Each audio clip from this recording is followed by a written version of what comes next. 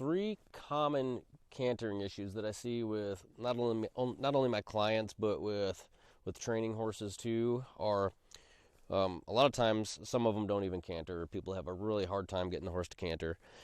They'll have trouble on picking up a specific lead. And then another common issue that I see is horses that throw their heads up in the air or counterflex when they're going into the canter. And today, with three different horses, I'm going to show you all three examples and how I work through them. All right, so let's get started. I'm Steve Andrews, and this is The Natural Horseman.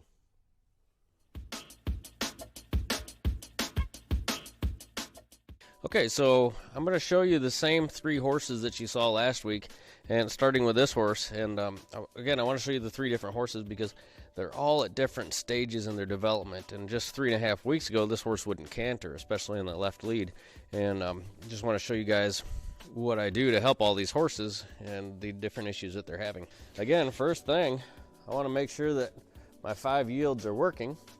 So what I'm going to do here, first test, see if I can flex her left and right. Okay, I like that she's stretching down into that flex.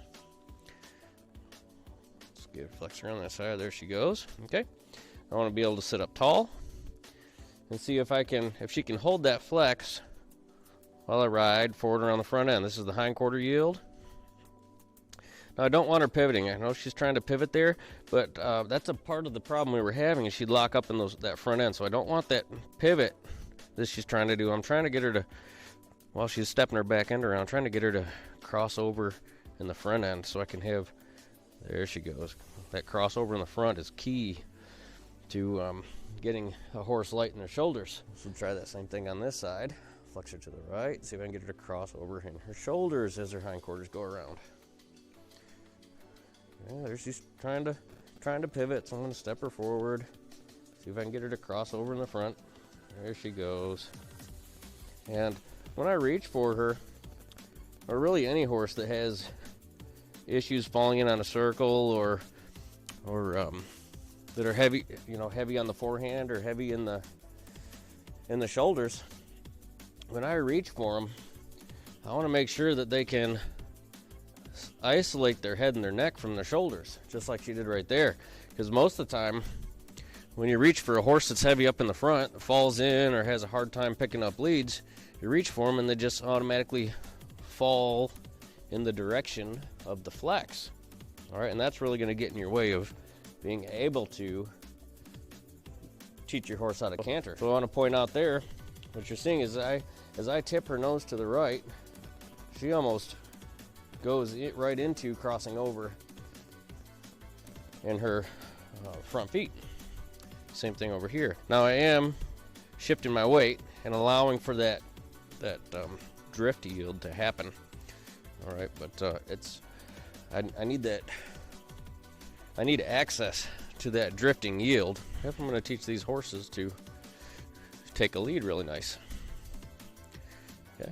Now I need to make sure I have some forward in her walk. Right now her walk is pretty slow, and I don't necessarily mean to say slow, but it's not forward. It doesn't feel forward to me, and without forward, we're not going to have any lightness in these lateral maneuvers. So we need to get her woken up here a little bit, walking forward. There she goes. And I don't know if you guys remember from last week, she is big. She's a draft horse, and she's also gaited. She's crossed with a Tennessee Walker. So she is gaited, and that's something else that she struggles with too when it comes to picking up the canter. I'm going to start to shape her up with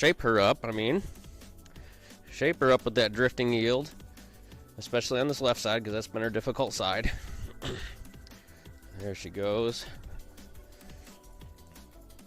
And when I think about going up doing a transition, whether it's up or down, I like to first think, can I shape the horse?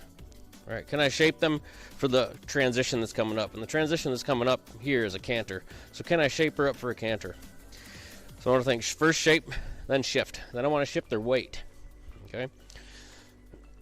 So once I get her moving forward, once I get her shaped up, then I'm going to ask her to shift her weight. And that's going to cause her it's going to be easier for her to take that transition, whether it's, in this case, a canter, but whether it's a walk trot or a canter.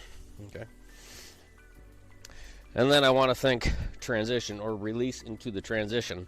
So when she starts to take that lead, I want to make sure that if I have pressure on her, all that pressure goes away. Because I don't want pressure on her going into the lead, because that can cause anxiety and brace going up into the next gait. But when you feel their mind start to think about that next transition, then you want to back off.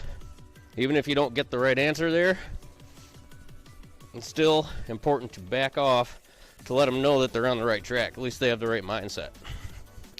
So here we've got shape. I'm working that inside, getting her crossing over. Now let's see if we can take that lead by shifting her weight. There she goes. And releasing and opening up into that left lead. Okay, now I'm going to sit down heavy, touch the rein to the inside, and see if she can walk. Okay, I was really, really happy with that, especially considering a month ago she couldn't do this. So let's go take a look at the second horse.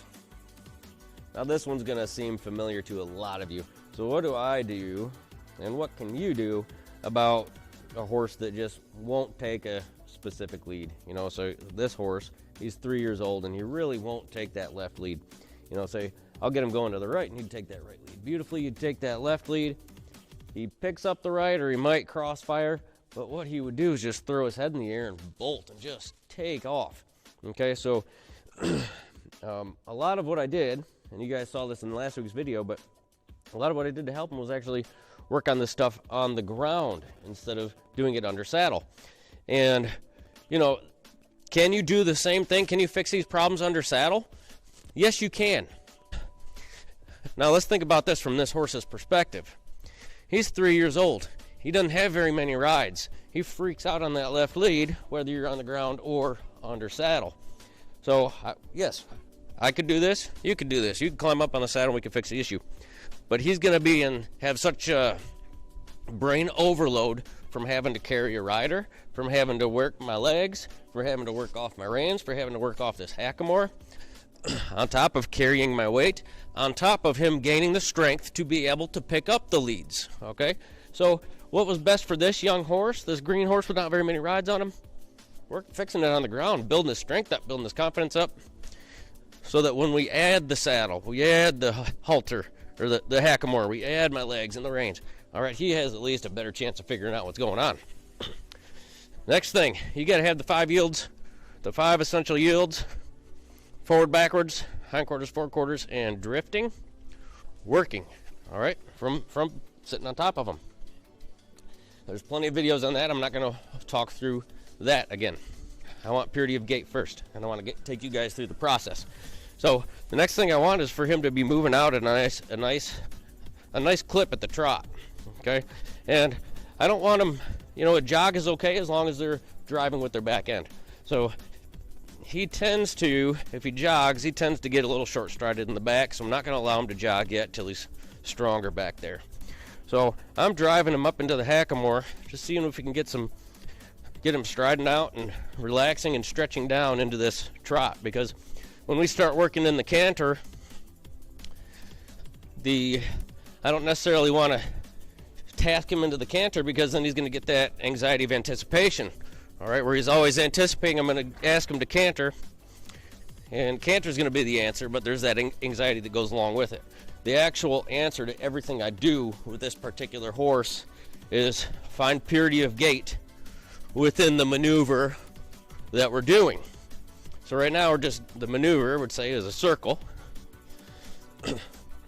at a trot.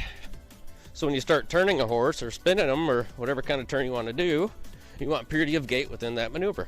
Okay, that's why I'm so big on teaching purity of gait right from the start. Just relax into the forward. And then a few minutes here when we start dabbling into the canter, I'll be able to use this purity of gait, if it's an answer in his head, if it's an answer in your horse's head, to bring him back from, you know, to play approach and retreat with the canter, so that he always finds relaxation, and he really hunts for relaxation being the answer. Because this horse would get scared You know, you'd take him, he'd be so off balance. He was so off balance in that right side. When you're going up into that left lead, it would really scare him. He'd bolt and take off, because the mind, the mental, emotional, and physical, they all work together. If one's out of balance, the other two are out of balance. Okay. Then there's the strength exercises. All right. So again, when I want to canter on a horse, if he's having a hard time with it, I want the canter to be the reward. I don't want that to be work. I want that to be, oh, thank you for allowing me to finally canter. Okay. So now we're going to get into doing some reps, some strength building reps, just a few each session. But I want to see if I can start to shape him up and drift him laterally. Okay. First, crossing over in the front so he can swing his shoulders. That's the first thing I look for. Well, Steve, what about the back end? I promise you, when you start getting that shoulder swing, then the back end is going to start to come into play, because the back end has to come into play in order to swing the shoulders lightly. Okay? Horses carry a lot of weight up on that front end. If they can swing those shoulders, right, then they can start driving the haunches better. Okay, so there's a few reps, and I'm just going to let them take a little break here. Now, when I say take a break, what I mean is I just leave the horse alone. You know, for humans, taking a break might look like going in the house at night or whatever you do and sitting down with your family, eating some dinner, or sitting on your couch eating tater chips, watching Netflix, or whatever it is you like to do. You know, but not for horses. Horses, that you just leave them alone within the task, within whatever you're doing. A lot of times that's enough for them. You know, stop and give them a break sometimes too, but they're really forward animals. When the pressure goes away, that's how they're rewarded. So it depends on the personality of your horse too. This guy, he likes to move. So good. All right, I'll show you the next strength building exercise, and then I'll show you the approach and retreat. Again, these things aren't going to work. These things that I'm showing you, they're not going to work if your 5 essential yields aren't working. I didn't cover them with this specific horse because I've got enough videos out there of me doing them. You can go back and watch them. So again, this is another strength building exercise I've been working on with him. He's doing okay with this one. He's still having a hard time, but he's getting there. This is always a process. But what I'm going to do is walk him in a little bit smaller of a circle than I was just trotting. And I'm still working his nose to the inside and pushing his shoulders to the outside. Okay, and I'm doing this on his weak side. And as I come through, I'm going to start to ask him to make a few straight lines holding that shape. Okay, so a straight line. And then I'm going to swing his front end through so he engages his hindquarters, and then walk a straight line. Hold that shape, swing his front end through so he engages his hindquarters, and then walk a straight line.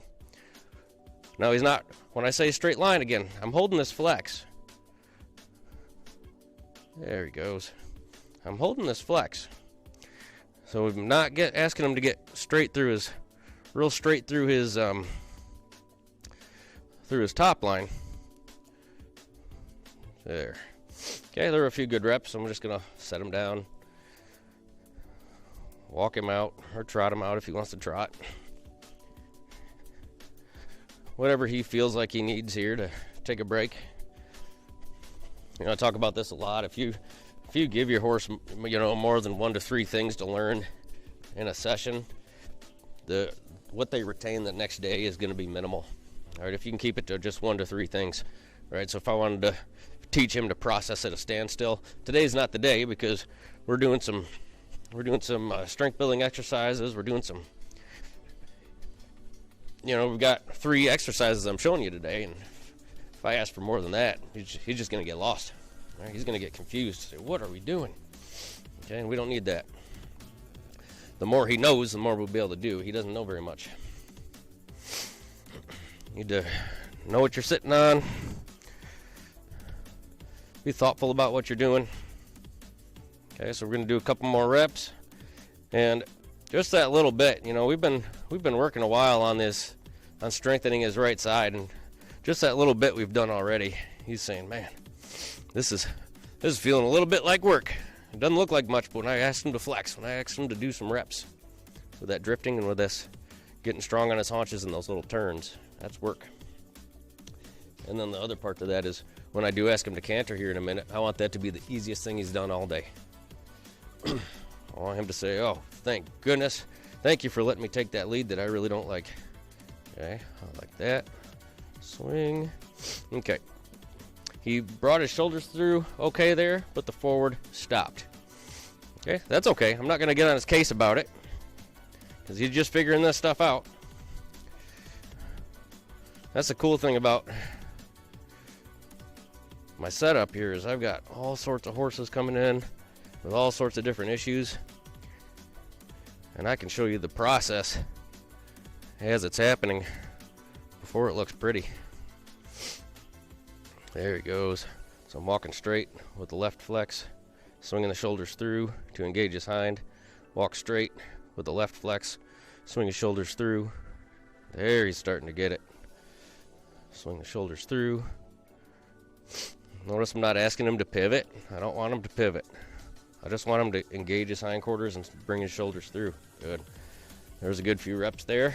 I'm going to set him down. See if he wants to keep walking or if he wants to trot.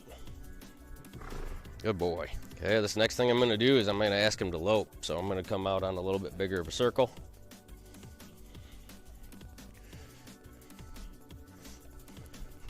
Okay, when you start cantering on these horses that are really, they're scared to canter, or they're really weak on one side, they get really emotional about it. I can't stress enough, purity of gait within the trot is going to be your best friend. Okay, you can use this circle pattern. All right, I like to use patterns to develop communication, and you can also use a pattern. So you teach a pattern, especially to a young horse, to keep from losing control when you start going faster. If they at least have a pattern that they know, okay, they have to know it, and knowing it is different than you holding them on it.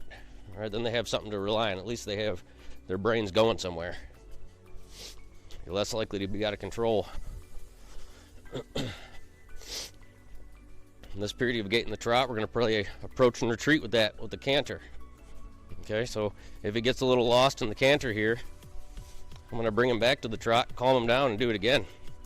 So I'm using that inside leg to swing his shoulders over. A little bit of outside leg if I need it. But really, good. But really what I want to do is use more inside leg in that canter to get his shoulders swinging to the out and to keep his nose down and in. I don't want to get too heavy on that outside, because if you get too heavy on that outside on a young horse, not all of them, but some of them, you can really scare them into that canter. If you put your leg back towards their flank or you stick a spur over there, you can really scare them, because what they do, there's this thing called the flexion reflex. It's built in. They'll look back at that foot, say, what's that? As you're pushing them up into the canter, now you have a tight top line. The mental, the emotional, the physical work together. All right, so if one's out of balance, the other ones will be out of balance, and your horse gets scared and runs away. If you're using that inside leg to swing the shoulders, you're helping the shoulders to get light, and the shoulders light means hindquarters are driving. Okay? Really, really helps with your young horses or your fearful horses. Okay, so now he's settled in nicely to this trot. I'm going to ask him to canter, using more inside. I'm still shifting my weight back. I didn't say I was leaning back, but I'm using my inside leg to swing his shoulder and elevate it. Now what I really like, especially with this horse, I really like that he's trying to break down and find that, good boy, ooh, that he's really trying to break down and find that that purity of gait within the trot. Because what he was doing is just as early as a week ago, is he'd pick that lead up, he'd throw his head up in the air and just take off 100 miles an hour because he was scared.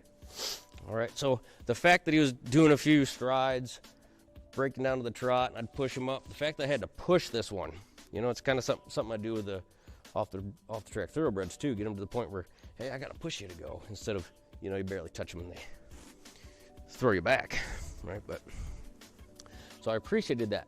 What I also want to do is maintain that balance of when when he starts to break gait, right, I don't want to teach him to not canter, right? So I said, no, we're going to canter. So I just kept him into it until he settled into it for a little while longer. Because if you just accept 3 strides day after day after day, pretty soon you're not getting any strides because you're teaching him not to do it. So there's always a balance there. And I really, really liked what he did. So I hope that was helpful, and we'll go take a look at the next horse here.